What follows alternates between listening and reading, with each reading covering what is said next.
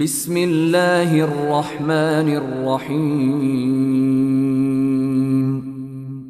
পরম করুণাময় ও অসীম দয়ালু আল্লাহর নামে শুরু। ইয ক্বাল লাহু রাব্বুহু আসলিম ক্বাল আসলামতু লিরাব্বিল আলামিন। স্মরণ করো যখন তাকে তার পালনকর্তা বললেন অনুগত হও, সে বলল আমি বিশ্বপালকের অনুগত হলাম।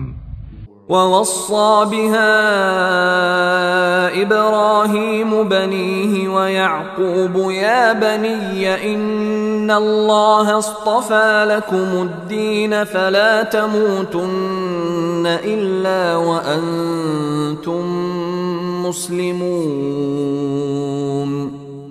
এরই ওসিয়ত করেছে ইব্রাহিম তার সন্তানদের এবং ইয়াকুবও যে হে আমার সন্তানগণ, নিশ্চয় আল্লাহ তোমাদের জন্য এ ধর্মকে মনোনীত করেছেন, কাজেই তোমরা মুসলমান না হয়ে কখনো মৃত্যু বরণ করো না।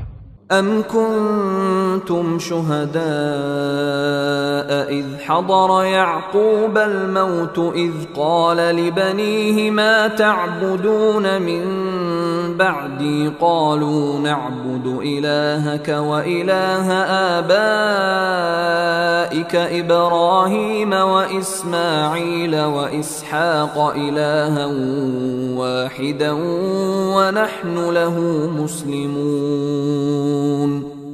তোমরা কি উপস্থিত ছিলে যখন ইয়াকুবের মৃত্যু নিকটবর্তী হয়, যখন সে সন্তানদের বলল আমার পর তোমরা কার ইবাদত করবে? তারা বলল আমরা তোমার পিতৃপুরুষ ইব্রাহিম, ইসমাইল ও ইসাকের প্রভুর ইবাদত করব, তিনি একক উপাস্য। তিলকা উম্মাতুন ক্বাদ খালাত লাহা মা কাসাবাত ওয়া লাকুম মা কাসাবতুম ওয়া লা তুসআলুনা আম্মা কানু ইয়ামালুন। আমরা সবাই তার আজ্ঞাবহ।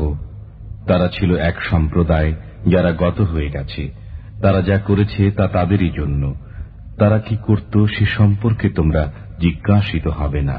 وقالوا كونوا هودا أو نصارى تهتدوا قل بل ملة إبراهيم حنيفا وما كان من المشركين।